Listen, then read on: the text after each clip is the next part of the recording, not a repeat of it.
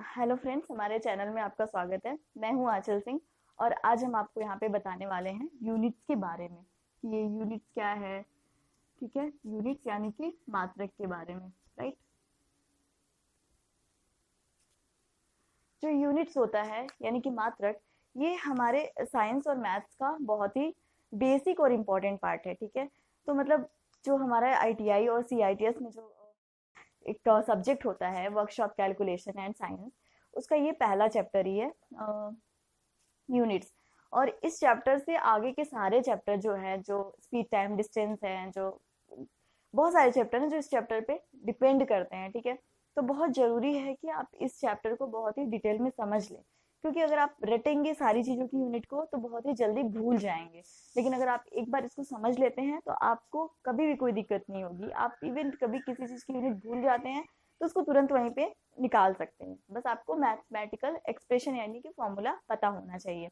और दोस्तों, ये यूनिट्स कोई नई चीज़ नहीं है। ठीक है, ये यूनिट्स आप हमेशा से यूज़ करते आए हैं। जैसे आप कभी शॉप पे जाते हैं तो कहते हैं भैया 2 किलोग्राम चीनी पैक कर दीजिए, या फिर मेरे फ्रेंड का घर जो है यहाँ से 2 किलोमीटर की दूरी पे है, तो आपने जो यहाँ पे यूज़ किया किलोग्राम या फिर किलोमीटर या मीटर, जो भी यूज़ किया, ये सब क्या है? ये सब हमारी यूनिट्स हैं। और ये यूनिट्स यानी कि मात्रक का यूज़ कब करते हैं? जैसे आपको किसी भी फिजिकल क्वांटिटी, मतलब कि भौतिक राशि को मेजर करना हो, तो उसके लिए हम यूनिट्स का यानी कि मात्रक का प्रयोग करते हैं। ठीक है, अब ये भौतिक राशियाँ क्या होती हैं? क्या सब कुछ भौतिक राशियाँ होती हैं? नहीं, सब कुछ नहीं होती। जैसे कि आपकी इमोशंस हैं, जो आपकी भावनाएं हैं, वो फिजिकल क्वांटिटी नहीं है, आप उसको नहीं मेजर कर सकते हैं। जैसे कि आप अगर बहुत खुश हैं तो आप ये नहीं बता सकते हैं कि आप 2 किलोग्राम खुश हैं, राइट। तो जिस चीज़ को हम मेजर कर सकते हैं उसके लिए यूनिट का यूज़ करते हैं, सच एज समय हो गया, द्रव्यमान हो गया, टेम्परेचर हो गया, ये सारी चीज़ें हम मेजर कर सकते हैं। ठीक है, तो इन सब के लिए हम यूनिट का यूज़ करते हैं। अब आइए देखते हैं कि यूनिट का यूज़ हम कैसे करते हैं, कितने तरीके के होते हैं, कैसे हम अपने यूनिट का यूज़ करके जो बाकी के चैप्टर्स हैं उनके जो क्वेश्चंस होते हैं उसको बिना गलती किए सॉल्व कर सकते हैं।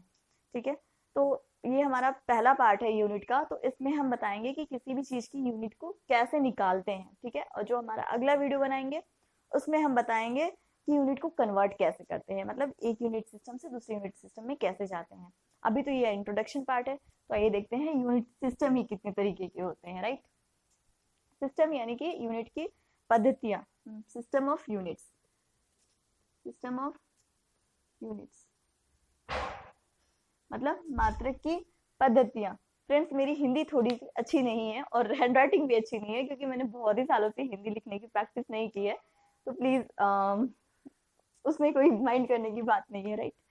तो ये है हमारा पहला है एफपीएस, दूसरा है सीजीएस, नेक्स्ट है एमकेएस और लास्ट है एसआई। तो देखिए, ये जो यूनिट सिस्टम्स हैं हमारे, ये किसी चीज पे बेस्ड होंगे, जाहिर सी बात है। तो देखिए, ये जो यूनिट्स है, ये दूरी, द्रव्यमान और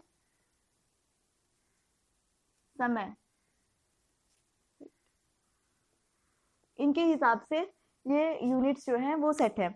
अब देखिए, यहाँ पे जो ये एफपीएस सिस्टम होता है, इसको हम ब्रिटिश सिस्टम भी बोलते हैं। बाकी की ये तीन जो सिस्टम है वो मैट्रिक सिस्टम है। ठीक है, तो ये जो ब्रिटिश सिस्टम है, इसमें हम डिस्टेंस यानी कि दूरी के लिए यूज करते हैं फुट का, और द्रव्यमान के लिए यूज करते हैं पाउंड का, और टाइम के लिए यूज करते हैं हम सेकेंड का।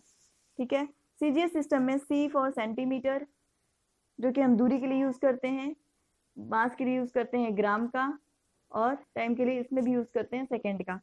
एमकेएस सिस्टम के लिए हम यूज करते हैं मीटर का, के किलोग्राम का और सेकेंड का। एसआई सिस्टम में हम जनरली सारी चीजें एमकेएस जैसी होती हैं, थोड़ा डिफरेंस होता है जो कि हम उसको आगे देखेंगे। ठीक है, तो जो हम क्वेश्चन लगाने के लिए यूज करते हैं वो जनरली सीजीएस, ज्यादातर एमकेएस का यूज करते हैं। एफपीएस सिस्टम के जो फॉर्मूले हैं वो थोड़े से कॉम्प्लिकेटेड हैं, उसको आपको याद करना पड़ेगा, और उसमें भी हम कन्वर्जन देखेंगे नेक्स्ट वीडियो में। लेकिन ठीक है, तो यहाँ पे देखिए, मतलब यहाँ पे जो इन तीनों में जो दूरी की मात्रा है, एक में फीट है, एक में सेंटीमीटर है और एक में मीटर है। मतलब कभी कभी होता है ना, जैसे दूरी लिखी रहती है 5, वेलोसिटी लिखी रहती है 5 किलोमीटर प्रति घंटा, राइट, ऐसा लिखा रहता है। तो क्या ये किसी सिस्टम के हिसाब से है? नहीं, ये किसी भी सिस्टम के हिसाब से नहीं है, क्योंकि देखिए इसमें तो डिस्टेंस के लिए होता है फुट, इसमें होता है सेंटीमीटर, और इसमें होता है मीटर, और इसमें है किलोमीटर। मतलब ये किसी भी सिस्टम को फॉलो नहीं करता। और आवर्स तो किसी में भी है ही नहीं, सब में समय का एक ही मात्रक है सेकंड, लेकिन फिर भी यहाँ पे हमने आवर्स का यूज किया है। तो क्या ये गलत है? ये गलत भी नहीं है, लेकिन जब आप इस तरीके से अगर किसी भी फॉर्मूले में इसको पुट करेंगे, और जब अपना इस तरह की 5 को पुट कर देंगे जैसा ये दिया हुआ है, और आप सोचेंगे इससे हम सवाल लगा लें, तो आपका वो सवाल गलत हो जाएगा। क्योंकि आप एक को किलोमीटर प्रति घंटा को में रखेंगे, दूसरे को हो सकता है कि आप ध्यान ही ना दें, मीटर पर सेकंड में रख दें। ठीक है, तो अच्छा है कि आप किसी एक सिस्टम को फॉलो कीजिए और उसमें अपनी वैल्यू को रखना क्वेश्चन में सीखिए, जिस तरह से आपका सवाल कभी भी गलत नहीं होगा। और ज्यादातर हम लोग एमकेएस सिस्टम को फॉलो करते हैं, इसमें हम सारे अपने सवाल को सॉल्व करेंगे। ठीक है, तो आपका जो क्वेश्चन है जो गलत हो जाता है वैल्यू सही रखने के बाद भी, वो गलत नहीं होगा। ये फ्रेंड्स हमारे मैथ्स और साइंस का बेस है। ठीक है, अगर आप यूनिट्स में गलतियां नहीं करेंगे तो बिलीव मी आपका जो क्वेश्चन है आगे जाके वो बहुत ही कम गलत हो गया, फिर गलत नहीं होगा, मतलब कम से कम यूनिट्स की वजह से तो गलत नहीं होगा, राइट। तो अब देखते हैं कि यूनिट्स क्या होती है, मतलब यूनिट्स के क्लासिफिकेशन टाइप्स कितने होते हैं। ठीक है, तो क्लासिफिकेशन, राइट, क्लासिफिकेशन मतलब वर्गीकरण, प्रकार कह लीजिए आप, कि कितने तरीके के होते हैं ये। तो बेसिकली इनको दो भागों में बांटा गया है। पहला है हमारी फंडामेंटल यूनिट, यानी कि मौलिक मूल मात्रक, फंडामेंटल, इनको हम बोलते हैं मूल मात्रक। आप देख रहे होंगे कि मेरी हिंदी की हैंड राइटिंग अच्छी नहीं है, क्योंकि मैंने कई सालों से हिंदी लिखने की प्रैक्टिस नहीं की है। ओके, और यहाँ पे डिराइव्ड यूनिट, यानी कि प्राप्त मात्रक, राइट, प्राप्त मात्रक। अब देखिए ये फंडामेंटल यूनिट्स और डिराइव्ड यूनिट क्या होते हैं, इनको समझना बहुत ही आसान है। मैं आपको बहुत ही सिंपल भाषा में समझाती हूँ। ठीक है, जैसे मूल मात्रक क्या होते हैं, जैसे आपकी किचन है, ठीक है, किचन में बहुत सारी चीजें होती हैं, दाल होता है, चावल होता है, दूध होता है। तो ये सारी जो चीजें हैं वो बेसिक हैं, इनका आप यूज कीजिए। फिर आप पे डिपेंड करता है कि आप उपमा बनाते हैं, खिचड़ी बनाते हैं, खीर बनाते हैं, या फिर क्या बनाते हैं। ठीक है, तो ये जो सारे इंग्रेडिएंट हैं, मतलब जो सारी रॉ चीजें हैं, रॉ मटेरियल्स हैं, वो आपके फंडामेंटल यूनिट्स की तरह होते हैं। मतलब यहाँ पे कि ये बेसिक हैं, इनको यूज करके फिर इनको डिफरेंट डिफरेंट मतलब अलग अलग रेशियो में मिलाइए और फिर कुछ बनाइए, तो वो हमारा डिराइव्ड यूनिट यानी कि उससे प्राप्त मात्रक होता है। मतलब ये जो है आपका बेसिक चीज है। जैसे कि हम हमेशा ही लंबाई अगर हमको नापनी है तो हम मीटर का यूज करेंगे। ठीक है, अब समय से लंबाई को नहीं बना सकते हम। ठीक है, तो जैसे मूल फंडामेंटल का एग्जाम्पल देखिए आप, जैसे कि यहाँ पे हम दूरी के लिए मीटर का यूज करेंगे और टाइम के लिए सेकेंड का यूज करेंगे। और यहाँ पे वेलोसिटी के लिए, वेलोसिटी मतलब स्पीड, वेलोसिटी चाल या वेग के लिए, वेग अगर आपका निकालना है तो वेग के लिए हम यहाँ पे मीटर पर सेकेंड का यूज करेंगे। मतलब इन दोनों को हम डिवाइड कर देंगे। तो फंडामेंटल यूनिट जो है वो सिंगल सिंगल है, इनको आप डिवाइड कीजिए, मल्टीप्लाई कीजिए, गुणा कीजिए, भाग कीजिए, जोड़ कीजिए, घटाव कीजिए, जो भी कीजिए, उसको करने से जो भी प्रोसेस करने से जो चीजें मिलती हैं वो होते हैं हमारे प्राप्त मात्रक। ठीक है, तो फंडामेंटल यूनिट बेसिकली 7 होती हैं, और इन सातों को आपको याद रखना है। जब आप फंडामेंटल यूनिट्स को याद कर लेंगे तो आप तभी तो आप उसको यूज कर सकते हैं डिफरेंट डिफरेंट प्रोसेस के लिए, है ना। तो उसमें आप फिर जोड़ घटाव गुणा भाग करके प्राप्त मात्रक को निकाल सकते हैं, लेकिन उसके लिए पहले आपको फंडामेंटल यूनिट्स याद होनी चाहिए। तो जो फंडामेंटल यूनिट्स है, यानी कि जो मूल मात्रक है, उसको हम, उनका जो यूनिट है वो हम एमकेएस सिस्टम में देखते हुए चलेंगे, और फिर उसको यूज करके हम बहुत ही सारी चीजों का मात्रक निकालेंगे। ठीक है, जो इस वीडियो का हमारा मेन पर्पज है। ठीक है, तो देखिए यहाँ पे फंडामेंटल यूनिट्स हमारी कौन कौन सी हैं, और इनको अपने दिमाग में बिल्कुल बैठा के रखिए। फंडामेंटल यूनिट्स मतलब मूल मात्रक, राइट। तो यहाँ पे 7 है हमारे फंडामेंटल यूनिट, ये 7 है, इनको आपको याद रखना है। तो सबसे पहले हम डिस्कस कर रहे थे दूरी के बारे में, दूरी का मात्रक या फिर लंबाई का मात्रक फ्रेंड्स, तो इसकी यूनिट होती है मीटर। ठीक है, मीटर, राइट। दूसरा है हमारा द्रव्यमान, यानी कि मास, द्रव्यमान, और द्रव्यमान की को एमकेएस में यूज करते हैं किलोग्राम। ठीक है, तीसरा है हमारा समय, जिसके लिए हम यूज करते हैं सेकेंड का। ये तीनों सबसे ज्यादा यूज होने वाले यूनिट्स हैं। मतलब आप किसी भी चीज को देखेंगे तो बेसिकली ज्यादातर समय ऐसा होगा कि हम इन तीनों का यूज करके ही प्राप्त मात्रा को प्राप्त कर रहे हैं, ठीक है। तो यहाँ पे देखिए और आगे भी है तापमान, टेम्परेचर, जिसकी यूनिट है यहाँ पे केल्विन। नेक्स्ट है इलेक्ट्रिक करंट, मतलब कि विद्युत धारा, जिसके लिए हम यूज करते हैं एम्पियर का। एम्पियर को ऐसे भी लिखते हैं और जनरली कैपिटल ऐसे लिखते हैं, ठीक है। और दो और हैं, 6 नंबर पे आता है हमारा अमाउंट ऑफ सब्सटेंस, मतलब पदार्थ की मात्रा, पदार्थ की मात्रा, जिसके लिए हम यूज करते हैं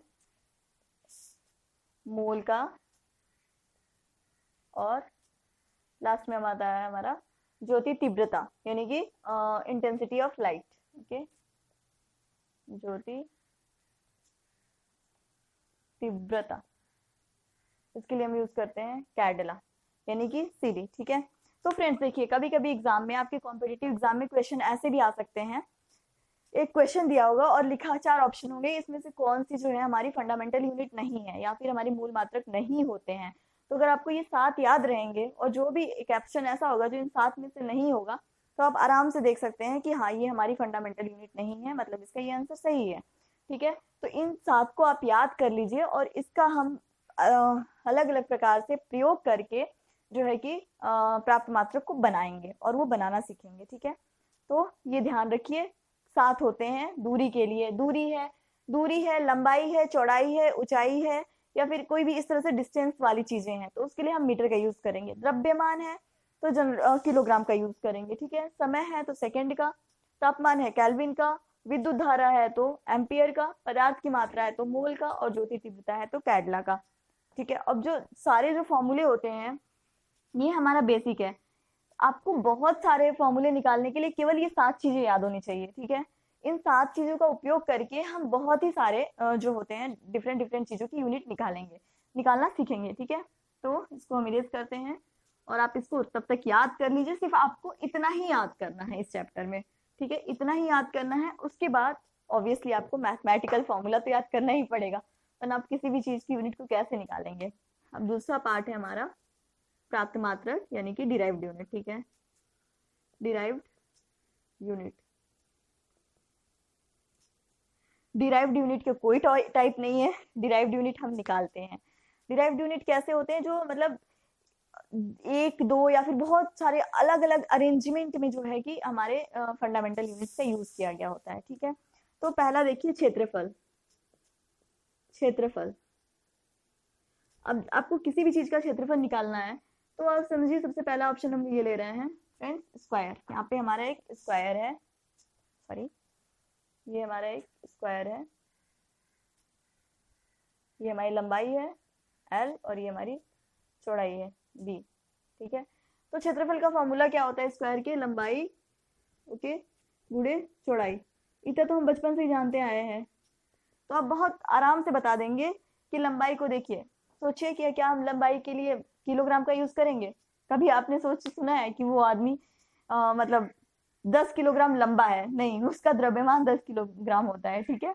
लंबा वो 5 फीट होता है, वो FPS सिस्टम के हिसाब से हो गया, ठीक है। या फिर मीटर में मेजर करें, किलोमीटर में मेजर करें तो एमकेएस और सीजीएस सिस्टम है, ठीक है। तो लंबाई के लिए हम यहाँ पे यूज करेंगे मीटर का और चौड़ाई के लिए भी यूज करेंगे मीटर का। तो यहाँ पे यूनिट हो जाएगी हमारी 2 बार मीटर, मतलब मीटर स्क्वायर, ठीक है, ओके। अब डायमेंशनल फॉर्मूला में जो आपके सिलेबस में उस हिसाब से देखिए, अगर आपका मीटर है मतलब लंबाई है, तो इसके लिए हम कैपिटल L का यूज करते हैं बड़े ब्रैकेट में, ये है डायमेंशनल फॉर्मूला के लिए। और द्रव्यमान है, ठीक है, द्रव्यमान है मतलब जो यूनिट है वो हमारी किलोग्राम कहीं पे आता है, तो उसके लिए हम यूज करते हैं कैपिटल M का।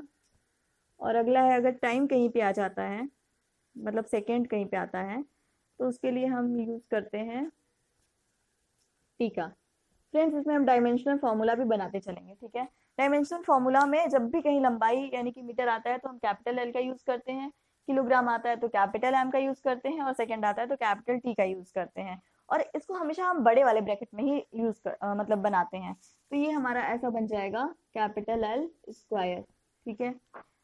तो यहाँ तक तो शायद आपको पता भी होगा कि क्षेत्रफल का जो यूनिट होता है मीटर स्क्वायर होता है, dimensional formula capital L square होता है। लेकिन जो बहुत सारे बच्चे होते हैं ना, वो इस चीज में कंफ्यूज होते हैं कि मैंने तो सबसे सिंपल वाला क्यूब स्क्वायर लिया है और उसका हमने डायमेंशन बता दिया है कि मीटर है, और डायमेंशनल फॉर्मूला बता दिया है कि एल स्क्वायर है। अगर यहाँ पे ट्रायंगल होता तो क्या होता? देखिए फ्रेंड्स, जो यहाँ पे अगर ट्रायंगल होता, ठीक है, ट्रायंगल होता या फिर सर्कल होता या फिर कोई भी शेप होता, मतलब आप अगर आप कोन का भी सरफेस एरिया ले रहे हैं, मतलब यहाँ पे कोन 3 डायमेंशनल हो जाता है, लेकिन अगर हम सरफेस एरिया की बात करें या फिर आप कोई भी एरिया है, मतलब अगर इसकी एरिया की बात करें तो उसकी जो यूनिट होगी ना वो हमेशा ही मीटर स्क्वायर होगी। आप किसी भी चीज का फॉर्मूला रखिए, जैसे अगर ये समबाहु त्रिभुज है तो इसका फॉर्मूला हो जाएगा 1/2 यहाँ पे base into height. Okay, base into height. अब 1/2 जो नंबर है इसकी तो यूनिट कोई होगी नहीं, हाइट यूनिट होगी बेस की मीटर, और हाइट को भी हम मेजर करेंगे मीटर में, तो मीटर स्क्वायर ही बनने वाला है। तो इस बात से फर्क नहीं पड़ता कि जो क्षेत्रफल निकाल रहे हैं वो आप कौन से शेप का निकाल रहे हैं, किसी भी शेप का आप क्षेत्रफल निकालिए, आपकी यूनिट जो होगी वो मीटर स्क्वायर ही आएगी। ठीक है, तो यहाँ पे हुआ क्षेत्रफल की बात। और एक चीज और, अभी आपको लग रहा होगा कि ऐसा एरिया है, जैसा भी एरिया हो, सरफेस एरिया मतलब सतह का एरिया निकाल रहे हो, बेस का एरिया निकाल रहे हो, ये सब टर्म्स अलग है, लेकिन अगर फाइनल में क्षेत्रफल ही आता है, सतह का क्षेत्रफल, नीचे सरफेस का क्षेत्रफल, किसी भी चीज का क्षेत्रफल है, मतलब वो 2 डायमेंशनल फिगर है, तो वहाँ पे हम इसको एल स्क्वायर, और जो मात्रक है वो हमेशा ही मीटर स्क्वायर आना है। ठीक है, उसमें ज्यादा सोचने की बात नहीं है कि शेप चेंज हो गया या फिर एरिया का इन्होंने नाम दे दिया है तो हम क्या करें, उतना नहीं सोचना है। ठीक है, सिर्फ क्षेत्रफल है तो यूनिट तो हमारी मीटर स्क्वायर ही होनी है।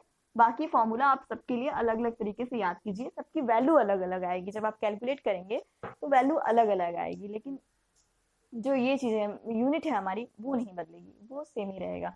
अब क्षेत्रफल के बाद हम देखते हैं आयतन के लिए। फ्रेंड्स, आयतन का भी सेम केस है। ठीक है, आयतन के लिए हम सबसे सिंपल वाला फिगर लेते हैं फिर से। ठीक है, ये है हमारा क्यूब, राइट, ऐसे हमने क्यूब बना लिया। अब देखिए ये क्यूब है, आयतन क्या होता है, यहाँ पे लंबाई, ये हमारी चौड़ाई और ये हमारी ऊंचाई। ठीक है, आयतन का फॉर्मूला हम हमेशा से जानते हैं, लंबाई गुणे चौड़ाई, यहाँ पे एक और डायमेंशन बढ़ जाता है, मतलब ऊंचाई एक और एक्स्ट्रा आ जाता है यहाँ पे। ठीक है, तो लंबाई के लिए भी हम यूज करते हैं मीटर का, चौड़ाई के लिए भी यूज करते हैं मीटर का, और ऊंचाई के लिए भी यूज करते हैं मीटर का, मतलब ये हमारा मीटर क्यूब बनता है। यहाँ पे भी हमने सबसे आसान वाला फिगर लिया है, मतलब क्यूब लिया है। अब आप सोचेंगे क्या यहाँ पे अगर ये हमारा सिलेंडर होता है, सॉरी, अगर यहाँ पे हमारा ये सिलेंडर होता है, ऐसा सिलेंडर है, तो क्या सिलेंडर है, कोन है, तो क्या इन सबकी यूनिट अलग हो जाएगी? नहीं। स्फीयर है या फिर यहाँ पे कुछ भी है, मतलब सिलेंडर है या फिर कोन, आई थिंक शंकु बोलते हैं इसको हिंदी में, और ये गोला है कुछ भी, या फिर कोई भी आकार है, उस बात से फर्क नहीं पड़ता। यहाँ पे जो यूनिट होगी वो हमेशा ही मीटर क्यूब ही होगी। इन सबके फॉर्मूले ऑब्वियसली अलग अलग होंगे, लेकिन जो मात्रक होगा ना वो हमेशा ही मीटर क्यूब होगा। ठीक है, और इसके डायमेंशनल यूनिट जो होगी वो यहाँ पे एल क्यूब होगी, 3 बार मीटर मतलब मीटर एल क्यूब। ठीक है, ये डायमेंशनल फॉर्मूला है। ये तो हमने सबसे इजी देखा है डिराइव्ड यूनिट में, आयतन और क्षेत्रफल, मतलब शेप से फर्क नहीं पड़ता, किसी भी चीज का आयतन निकालना हो तो उसकी यूनिट जो है मीटर क्यूब होगी, और जो डायमेंशनल फॉर्मूला होगा वो एल क्यूब होगा। ठीक है, अब देखिए कुछ चीजें होती है ना जिनका मतलब मैथमेटिकल एक्सप्रेशन, मतलब जो मैथ के टर्म्स में एक्सप्रेस कर रहे हैं वो सेम होता है, लेकिन वो कहीं से अलग होती हैं। जैसे एग्जांपल ये है इसका, वेग और चाल। ठीक है, वेग या चाल, ये दोनों चीजें जो होती है ना अलग अलग ही होती हैं। ठीक है, वेलोसिटी और स्पीड। वेलोसिटी क्या होती है, डिस्प्लेसमेंट अपॉन टाइम, मतलब विस्थापन बटे समय, विस्थापन बटे समय। और जो चाल होती है वो होती है हमारी दूरी बटे समय, दूरी बटे समय। ठीक है, लेकिन आप सोचिए विस्थापन को आप किस में मेजर करेंगे, विस्थापन भी एक दूरी ही है। देखिए बाकी स्केलर और वेक्टर जब हम चैप्टर पढ़ेंगे तो बहुत ही डिटेल में इस तरह की चीजें, क्वांटिटीज का डिफरेंस देखेंगे। अभी के लिए थोड़ा देखिए यहाँ पे, जैसे मान लीजिए ये आपका घर है यहाँ पे, और ये आपके यहाँ पे फ्रेंड्स का घर है। ठीक है, आप यहाँ से जा रहे हैं ऐसे ऐसे ऐसे, क्योंकि यहाँ पे डायरेक्ट रास्ता नहीं है तो आपको ऐसे ऐसे घूम के जाना पड़ेगा। ठीक है, तो आप हो सकता है कि यहाँ से यहाँ ऐसे ऐसे ऐसे करके 10 किलोमीटर की जो दूरी तय कर ली हो, आप अपने बाइक से जा रहे हो और 10 किलोमीटर की दूरी तय करके आप यहाँ पे पहुंचे हो। तो ये क्या होगा, ये फ्रेंड्स हमारी दूरी हो गई, ठीक है, इसको हम मेजर करेंगे मीटर में। ओके, और विस्थापन क्या होता है, विस्थापन यहाँ से यहाँ तक की जो कम से कम दूरी हो सकती है वो हमारा विस्थापन होता है, इतना सा, मतलब ये तो कम ही होगा, हो सकता है ये 2 किलोमीटर ही हो, ठीक है, तो ये हमारा विस्थापन है। तो ये फर्क है इन दोनों चीजों में, दूरी और विस्थापन में। लेकिन आपने देखा यहाँ पे हमने दोनों को ही सेम मात्रक से यूज मतलब मीटर किलोमीटर किलोमीटर से मेजर किया है।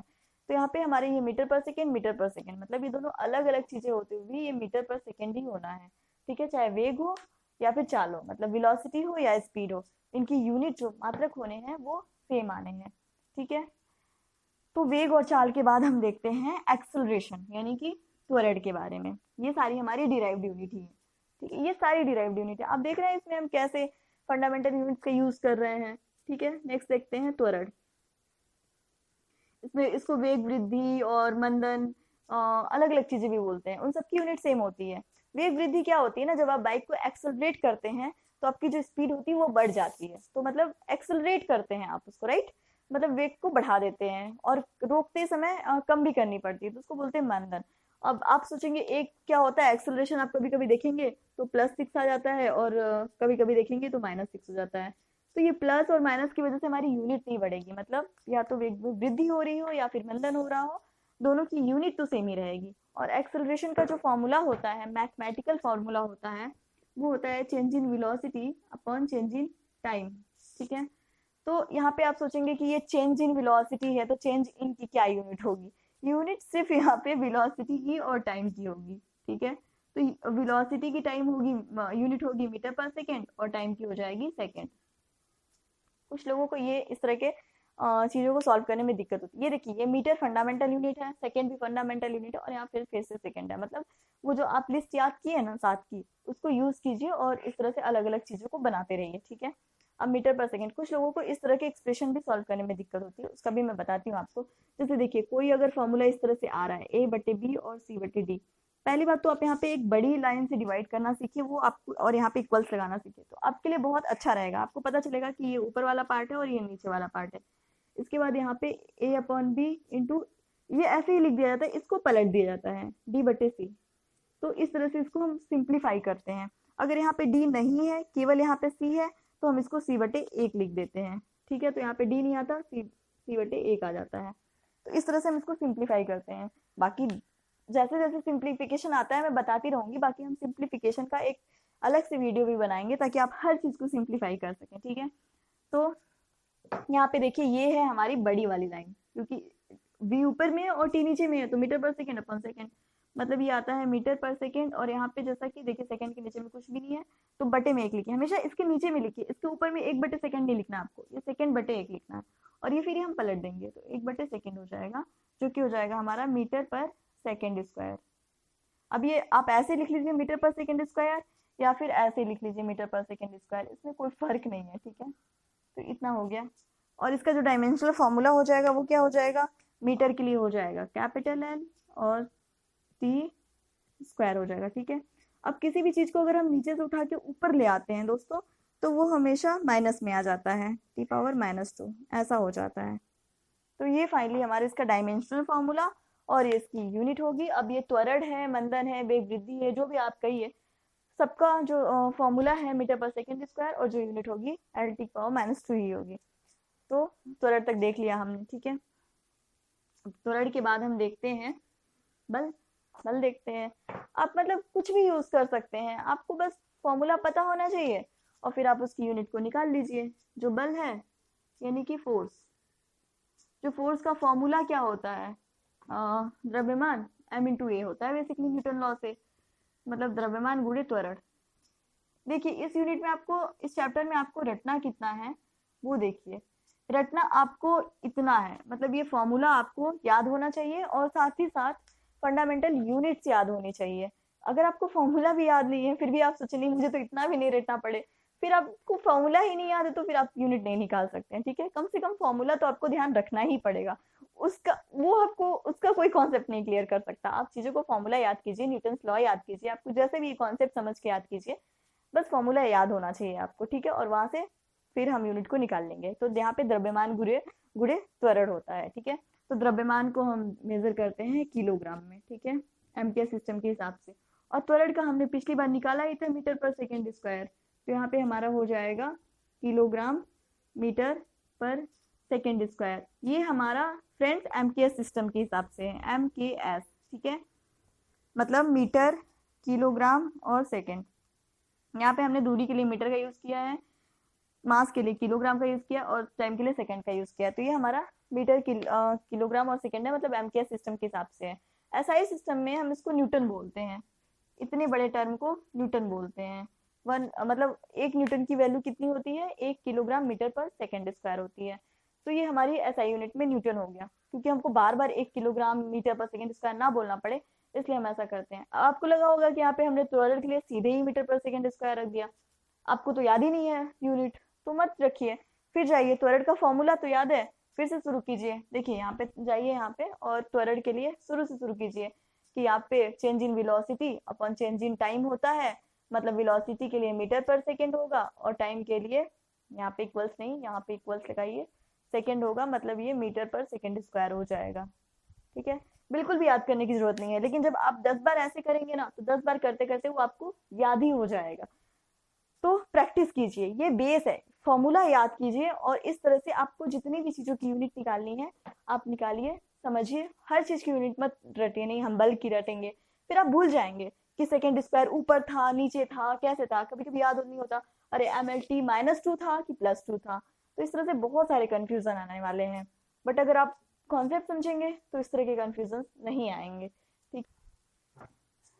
तो फ्रेंड्स, बल के बाद हम 2-3 चीजें और देखते हैं, इसके बाद आप जितने भी चीजों की यूनिट ड्राइव कर सकते हैं घर पे डिराइव कीजिए, और फिर अगर आपको कोई दिक्कत होती है तो आप कमेंट सेक्शन में लिखिए। आपको बिल्कुल भी मैं अगली वीडियो शुरू करने से पहले पहले उसको डाउट को क्लियर कर दूंगी, फिर मैं कन्वर्जन बताऊंगी, ठीक है।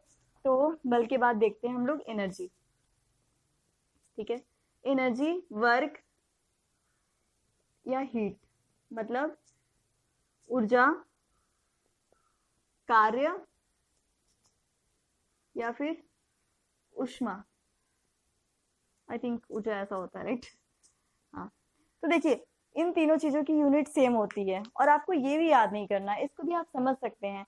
आप बाइक बाइक तो होती है, ठीक है, बाइक में आप पेट्रोल भराते हैं, ठीक है, फिर पेट्रोल में जो होती है वो आग लगती है, राइट। तो उससे हमारा देखते होंगे आप, इंजन गर्म हो जाता है और फिर बाइक चलने लगती है। मतलब जो ये हमारा पेट्रोल है, ये इसमें टेम्परेचर बढ़ा, ठीक है, टेम्परेचर बढ़ा तो यहाँ पे केमिकल एनर्जी जो है हमारी, सबसे पहले हीट और वर्क दोनों में कन्वर्ट हुई, मतलब इंजन का टेम्परेचर भी बढ़ा और आपकी बाइक चलने भी लगी। बाइक का चलना काम ही तो है, और टेम्परेचर बढ़ा मतलब हीट प्रोड्यूस हुई, मतलब यहाँ पे जो एनर्जी है वो हीट और वर्क में कन्वर्ट हो गई। तो ये तीनों चीजें अलग नहीं होती हैं फिजिकली, मतलब जब क्वांटिटी की बात करें तो ये तीनों चीजें एक ही होती हैं, जो एक दूसरे में कन्वर्ट होती रहती हैं, ठीक है। तो यहाँ पे आप पेट्रोल वाले कॉन्सेप्ट से इन तीनों चीजों को ध्यान में रख सकते हैं कि पेट्रोल में जो जब हम पेट्रोल को इग्नाइट करते हैं, जलाते हैं, तो वहाँ पे केमिकल एनर्जी जो रिलीज होती है, मतलब केमिकल एनर्जी जो पेट्रोल की होती है वो चेंज हो जाती है वर्क में, और साथ ही साथ टेम्परेचर भी बढ़ जाता है इंजन का, मतलब एक तरीके से हीट में भी कन्वर्ट होती है, हीट और वर्क दोनों में। मतलब इनके जो फॉर्मूले हैं ना वो भी सेम होते हैं, क्योंकि ये तीनों एक दूसरे का ही फॉर्म है, ठीक है। आप कभी हायर एजुकेशन में जाएंगे या फिर आप कभी आगे सवाल लगाएंगे तो इस तरह के हम लोग क्वेश्चन भी लगाएंगे नेक्स्ट चैप्टर में, मतलब आगे के जो चैप्टर उसमें हम आपको दिखाएंगे कि यहाँ पे जो वर्क है वो एनर्जी में कन्वर्ट हो गया, यहाँ पे हीट में कन्वर्ट हो गया, ऐसा करके हम देखेंगे न्यूमेरिकल्स में। यहाँ पे आप जानिए कि ये तीनों चीजें जो होती हैं एक दूसरे के फॉर्म होते हैं, तो इनकी यूनिट भी सेम होती है। अब आप इन तीनों में से किसी का भी अगर मैथमेटिकल एक्सप्रेशन याद रखते हैं, मैथमेटिकल फॉर्मूला याद रखते हैं, तो उसकी यूनिट जान सकते हैं। अब आप एनर्जी के लिए भी सोच रहे होंगे, मतलब ऊर्जा के लिए भी सोच रहे होंगे कि इसमें तो स्थितिज ऊर्जा होती है ना, स्थितिज ऊर्जा होती है, गतिज ऊर्जा होती है, तो सबके फॉर्मूले अलग अलग होते हैं, राइट। यहाँ पे इसका होता है ½ mv², इसका होता है mgh, ठीक है, मतलब मास, मतलब द्रव्यमान, गुरुत्वाकर्षण, त्वरण, ठीक है, गुरुत्व, और ये यहाँ पे हाइट, ठीक है, ½ mv²। और यहाँ पे वर्क का अलग फॉर्मूला होता है और हीट का अलग फॉर्मूला होता है। अब इन दोनों की भी यूनिट सेम होती है, एनर्जी की यूनिट जो होती है वो जूल होती है, हीट की भी जूल होती है और वर्क को भी हम एसआई सिस्टम होता है उसमें जूल में ही रिप्रेजेंट करते हैं। तो चलिए देखते हैं वो जूल आता कैसे है। ठीक है, तो किसी भी एक चीज को ले लीजिए, किसी भी एक चीज को ले लीजिए, मतलब चलिए यहाँ पे हम सबसे सिंपल वर्क को ले लेते हैं। वर्क मतलब कार्य को ले लेते हैं। तो कार्य का फॉर्मूला क्या होता है, फोर्स इंटू डिस्टेंस, मतलब बल गुणे दूरी। ठीक है, तो बल के लिए क्या होता है, बल का फॉर्मूला होता है मास इंटू एक्सीलरेशन इंटू, यहाँ पे डिस्टेंस तो है ही है। ठीक है, मतलब यहाँ पे द्रव्यमान गुणे त्वरण गुणे दूरी। द्रव्यमान के लिए यूज करेंगे किलोग्राम का, त्वरण के लिए यूज करेंगे हम मीटर पर सेकेंड स्क्वायर का। आप भूल गए हैं, फिर से निकालिए, change in velocity upon change in time. ठीक है, डिस्टेंस के लिए यूज करेंगे फिर से हम मीटर का, यहाँ पे हो जाएगा हमारा किलोग्राम मीटर स्क्वायर पर सेकेंड स्क्वायर। ठीक है, और इसका डायमेंशनल फॉर्मूला हो जाएगा किलोग्राम के लिए कैपिटल एम, मीटर स्क्वायर के लिए एल पावर 2, सेकेंड के लिए टी पावर 2। और जैसे कि हमने आपको बताया जब हम इसको ऊपर ले जाएंगे तो ये हो जाएगा -2। ठीक है, -2। जब भी हम किसी यहाँ से चीज़ों को नीचे ले जाते हैं, नीचे से ऊपर ले जाते हैं, तो ये फाइनली माइनस में हो जाता है। तो इस तरीके से इसका यहाँ पे -2 हो गया। ठीक है, तो फाइनली इसका ये यूनिट है और ये इसका डायमेंशनल फॉर्मूला है। और इसी को हम बोलते हैं जूल, एसआई यूनिट के हिसाब से इसको बोलते हैं जूल। इतना जूल कार्य हुआ, इतना जूल हीट हुआ, या फिर इतनी जूल की एनर्जी है, मतलब तीनों। अब ठीक है, यहाँ से हमारा जूल हो गया। ये एमकेएस सिस्टम है फ्रेंड्स, और वो है एसआई यूनिट। ठीक है, तो यहाँ पे अपने कार्य की, अब आप खुद से ही निकाल के देखिए कि जो ऊर्जा है और जो हीट है उसकी यूनिट्स क्या सेम आती है या नहीं आती, और फिर हमें बताइए। ठीक है, अब ऊर्जा के बाद देखिए आप पावर। पावर, जो पावर होता है वो क्या होता है, बेसिकली ये एनर्जी अपॉन टाइम ही होता है, कि जो एनर्जी है और कितना टाइम उस पर चला। ये इसका मैथमेटिकल एक्सप्रेशन के लिए इतना काफ़ी है, बाकी चीज़ें हम बाद में देखते हैं। ठीक है, एनर्जी का यहाँ पे हमने जूल निकाला ही था। ठीक है, आपको फिर से निकालिए उसको, कोई दिक्कत नहीं है। और टाइम मतलब सेकेंड, मतलब ये हो जाएगा हमारा जूल पर सेकेंड। और इसकी एसआई यूनिट होती है वॉट। वॉट मतलब अगर यहाँ पे 1 जूल पर सेकेंड है तो यहाँ पे 1 वॉट, ये एसआई यूनिट है। जूल पर सेकेंड को हम वॉट बोलते हैं। अब जूल को आप ब्रेक कीजिए, ब्रेक कैसे करेंगे, फोर्स इंटू, मतलब बल गुणे तो फोर्स इंटू डिस्टेंस। यहाँ पे फोर्स इंटू डिस्टेंस में जाइए, फोर्स की unit M, mass into acceleration into distance. ठीक है, सेम सब कुछ रिवाइज कीजिए। आपको अगर जूल एनर्जी का नहीं याद है तो आप इतनी प्रैक्टिस कीजिए, उसको शुरू से ब्रेक कीजिए और फिर शुरू से वहां पे निकालिए। तो यहाँ पे हमने देखा पावर का यूनिट था वॉट। ठीक है, एक और आखिरी चीज देख लेते हैं हम। पावर के बाद आखिरी चीज है स्ट्रेस। स्ट्रेस मतलब तनाव, और प्रेशर मतलब दबाव। अब आपको ये चीजें तो अलग अलग याद होगी। ठीक है, स्ट्रेस एंड प्रेशर, ये चीजें अलग होती हैं थोड़ी, उसका भी रीजन है कि कितनी अलग होती हैं, लेकिन जो इनका मैथमेटिकल फॉर्मूला है वो सेम होता है। तो यूनिट्स के चैप्टर में हम केवल मैथमेटिकल फॉर्मूला और उनकी यूनिट्स देख रहे हैं। ठीक है फ्रेंड्स, बाकी जो कॉन्सेप्ट रिलेटेड डिफरेंसेस हैं वो जब हम इस चैप्टर तक पहुंचेंगे तो जरूर देखेंगे। ठीक है, तो स्ट्रेस और प्रेशर दोनों को हम फोर्स अपॉन एरिया, मतलब फोर्स को बल, राइट, और एरिया को हम क्षेत्रफल, ये हमारा फॉर्मूला होता है। और दोनों का फॉर्मूला सेम ही होता है। तो क्या दोनों की यूनिट बदल जाएगी? बिल्कुल भी नहीं बदलेगी, क्योंकि बल का बल के लिए फिर से शुरू कीजिए, फोर्स मतलब मास इंटू एक्सेलरेशन। मास के लिए किलोग्राम, एक्सेलरेशन के लिए मीटर पर सेकेंड स्क्वायर, और क्षेत्रफल के लिए फिर से हमने कितनी बार बताया कि किसी भी प्रकार का क्षेत्रफल हो, किसी भी प्रकार का क्षेत्रफल हो हमेशा ही मीटर स्क्वायर। तो यहाँ पे स्ट्रेस हो या प्रेशर हो, दोनों की यूनिट सेम ही आने वाली है। तो बल की यूनिट यहाँ से हम लिखेंगे किलोग्राम मीटर पर सेकेंड स्क्वायर, किलोग्राम मीटर पर सेकेंड स्क्वायर, और यहाँ पे हम डालेंगे एक बड़ी सी लाइन और यहाँ पे लिखेंगे metre square.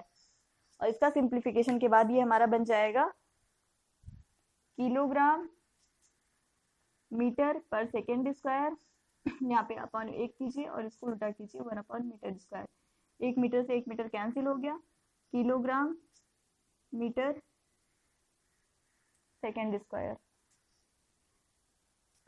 Kilogram metre second square. ठीक है, या फिर आप बल की जो एसआई यूनिट, कैसे एसआई यूनिट इसकी बहुत ही इजी हो गई। बल के लिए मैंने आपको थोड़ी देर पहले बताया था कि न्यूटन का यूज करते हैं, और क्षेत्रफल के लिए मीटर स्क्वायर, मतलब न्यूटन पर मीटर स्क्वायर। ठीक है, ये न्यूटन पर मीटर स्क्वायर हमारी फोर्स की सॉरी दबाव की या फिर तनाव की यूनिट हो गई। अब इसका डायमेंशनल फॉर्मूला जब हम लिखेंगे तो किलोग्राम के लिए यहाँ के हिसाब से लिखेंगे। ठीक है, यहाँ के हिसाब से लिखेंगे तो ये हमारा किलोग्राम के लिए आएगा, लेंथ के लिए आएगा L T⁻², और जब ऊपर जाएगा तो M L-1 T-2। ये यहाँ से हमारा दबाव या तनाव का यूनिट डायमेंशनल फॉर्मूला हमने सब कुछ देख लिया। ठीक है, तो फ्रेंड्स अभी के लिए यहीं तक। ठीक है, अगर आगे आपको कुछ भी जानना है कि और सारी डिराइव्ड यूनिट, ऐसे तो बहुत ही ज्यादा, मतलब unlimited number of derived unit है। आपको किसी भी चीज का मैथमेटिकल फॉर्मूला याद है, जैसे किसी भी चीज का ऐसा ऐसा कोई फॉर्मूला होता नहीं। किसी भी चीज का फॉर्मूला अगर मान लीजिए ऐसा होता, फोर्स गुणे दूरी बटे समय बटे इंटू मास, मतलब द्रव्यमान, या कुछ भी। ठीक है, गुणे ऊर्जा, ऐसा कुछ होता।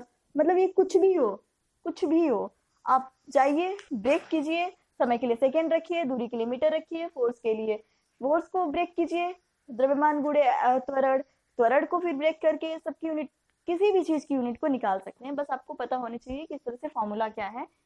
तो ये तो बहुत ही लंबा प्रोसेस है कि हम कितनी भी बना सकते हैं, लेकिन अभी के लिए यहीं तक। अगर आपको हमारा वीडियो अच्छा लगा हो तो लाइक और सब्सक्राइब जरूर कीजिए, और हम अगले वीडियो में कन्वर्जन को देखेंगे। ठीक है, कन्वर्जन देखेंगे जो कि हमारी यूनिट का पार्ट 2 होगा। Thank you friends.